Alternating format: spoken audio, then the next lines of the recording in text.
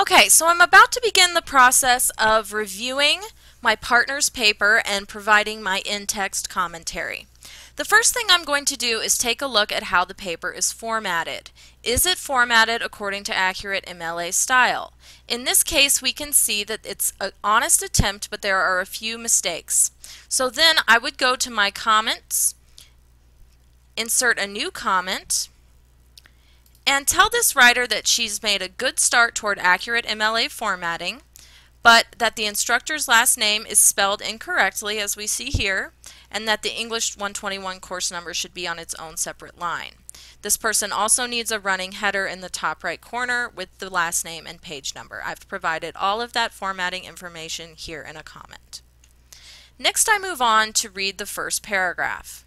An advertisement is meant to get your attention and get you to act upon something in little to no time, depending on the type of advertisement. Campaigning is the same idea, but a little more expanded. Rather than just get you to act upon something, a campaign wants you to learn for the long haul. Okay, there's a couple things I'm noticing even as I'm reading this first couple of sentences. One is the recurring use of the second person pronoun you.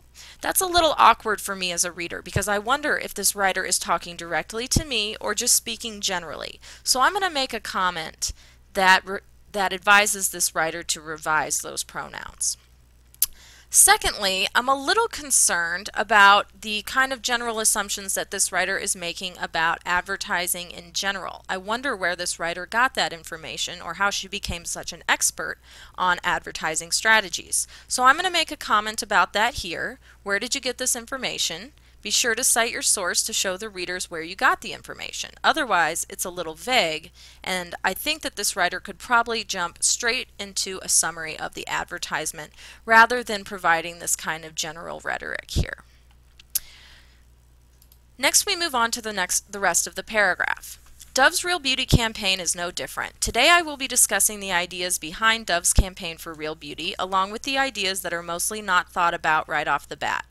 Is Dove's Real Beauty campaign really promoting beauty?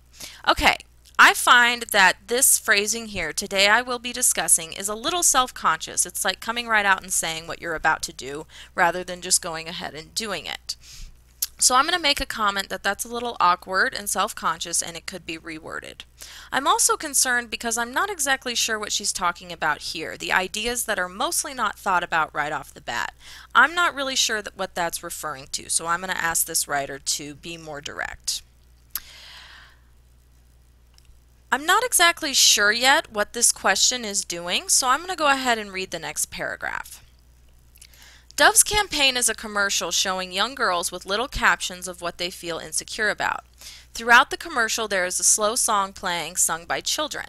At the very end of the commercial it gives you a command to do, like most advertisements do, saying help them feel beautiful too.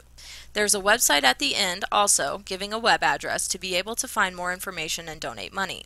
Ethically looking at Dove's campaign, they are still somewhat respectable. At the end of their ad, it gives you a website where you can get more information about their campaign. So at this point, I'm really starting to feel lost. I haven't seen any thesis yet from this writer that indicates what the main point of their discussion is going to be or where they're going to go in the body of the rest of the essay. So, going back up to this question here at the end of the first paragraph, I'm going to comment that this writer could make a more direct statement of thesis about the overall success or failure of the ad and outline the reasons to support that statement rather than asking a question like this. Then move into a more direct summary of the ad. I'm also a little concerned about the recurring use of the second person you. Similarly, the repetition of the word do in this sentence is a little awkward, so I'm going to go ahead and make a comment about that here. Finally, in this paragraph, I'm concerned that this writer is blending some close and critical reading and that the two are overlapping. So I'm not sure that this writer really has a strong sense of the difference between close and critical reading. Saying something about how ethical the campaign is, as they're doing here, is definitely an analytical evaluation of the text, whereas the rest of this paragraph is merely summary. So I'm going to make a comment that this writer could develop their points about ethos in a later paragraph and focus here merely on summary. Alright, let's move on to the next paragraph. In today's society, it becomes more and more apparent the influence that social media has on females in general, especially young ones. In your childhood, you can be molded so quickly and by many influences that are not even very apparent that they are influencing you one way or another. Okay, this sentence has some issues. First of all, the recurring use of you here is really again starting to alienate me as the writer. In my childhood, I didn't have any self-esteem issues, so I'm not sure who they're talking about here when they say you. Similarly, we can tell that this should be the word one, not the word on. Alright, let's keep going. As mentioned in the article, Do Thin Models Warp Girls' Body Image posted on USA Today, which needs to be italicized, in 2006, girls are younger and younger acting or trying to act much older than they are. Many young girls these days are looking to the wrong people to be role models, from Lady Gaga to Britney Spears. 8- and 9-year-olds are trying to be like the. Obviously, there's some proofreading issues here. But my main concern is that this is not really an accurate representation of what Helmich says in her article. So I'm going to go ahead and advise this writer to reread that article and double check for accuracy. Then I'll just make a comment here about the typos. Hopefully this writer can read this sentence and realize that there are some technical grammatical issues. Now let's recap. What I'm doing here is making comments about my reactions, questions that I have, places where I get confused. What do you mean by this? Who is you here? Is it me? Try to avoid second person. I'm also making comments about things that need to be developed further or perhaps reorganized. And I'm making comments about the technical issues and grammatical problems. So these are all things you want to touch on in your actual commentary in text as you're reviewing. Alright, let's continue. In the article of Thin Models, I'm not sure that's the proper way to introduce an article, and certainly that should be in quotation marks. A model herself takes time to make the point that no female at all should compare herself to girls on the runway, let alone look up to them. Though many celebrities now are trying to improve how the world and young fans see them, they are still portraying the look of the skinny, young, and beautiful are the ones to thrive in today's society. Again, we have some typos here. I'm going to ask this writer to proofread more closely.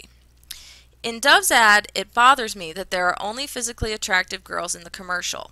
So here I can see that this writer is starting to jump into some analysis. There are only Caucasian girls complaining about freckles, an Asian wishing she were blonde, and a slim girl saying she was fat. These girls are stereotypically pretty girls. I can see that this writer is beginning to provide an analysis, as I said, but I think it could go a little bit further to really connect to those rhetorical strategies of logos and pathos, particularly in this case. So I'm going to make a comment about that here. Then at the end of the ad, it asks you to donate money to the campaign. Now, if I'm donating money, how is it going to make a young girl feel slim when she is? Or how is it going to help another little girl with her issue with her freckles? I'm really not sure at this point how this section connects to what the writer was saying about the stereotypically white and Asian girls in the ad up in this part of the analysis. So I'm going to go ahead and make a comment that these ideas should probably go into two distinct paragraphs, so that this idea is not interrupting the idea that comes before and after. The other thing that I would need to tell this writer is to go ahead and outline all of these points at the beginning, then discuss in separate paragraphs. Okay, let's keep going. How is it going to help another little girl with her issues with freckles? This is the part of the campaign I start to have an issue with. That's a little confusing because obviously she's had an issue with a couple of things already, but we'll just keep going for now. The target audience for Dove's commercial seems to be young Caucasian and ethnic girls because they are the majority of the population in America. As referring to their audience, Dove did a good job there. Beautiful people I would have wanted to see in the ad is young girls with Down syndrome, a 90-year-old lady embracing every wrinkle, maybe even a little girl battling cancer. Those and all people are beautiful. That is what more Dove needed to convince me. So again, I can see that this writer is working to develop an analytical point about the ad, but it's not really a rhetorical analysis because she hasn't connected to logos, pathos, or ethos. There are also some typos here, so let me edit those real quick. Okay. The other issue I'm seeing in this paragraph is that although there is mention of both sources, the USA Today article and the ad, there's really little to no connection between them. So here I'll make a comment. Try to use your supplementary article to support your analysis of the ad rather than discussing each separately. So if this writer wanted to bring the secondary article in a more effective way, they might use a quote from the article to support the idea that it's not just Caucasian and Asian girls who are having this problem. All right, let's move on to the next paragraph, which at this point appears to be the conclusion. Now, is Dove's campaign really all for real beauty? If you ask me, no. From the ad asking for money to resolve issues you're not really sure can be resolved to using already typically beautiful women and girls in their campaign, Dove hasn't gotten me on the bandwagon yet. That's a very difficult sentence to read, so I'm going to make a comment about that and streamline this sentence. Okay. Couple of issues going on already. First of all, the writer still doesn't have a direct thesis that provides an evaluation of the success or failure of the ad along with some points to support that evaluation. A thesis like that at the beginning and end would go a long way to help this writer identify what paragraphs need to be developed in the body of the essay. He or she should say something more to the effect of, this ad is successful because, or this ad is not successful because. So let's finish it out.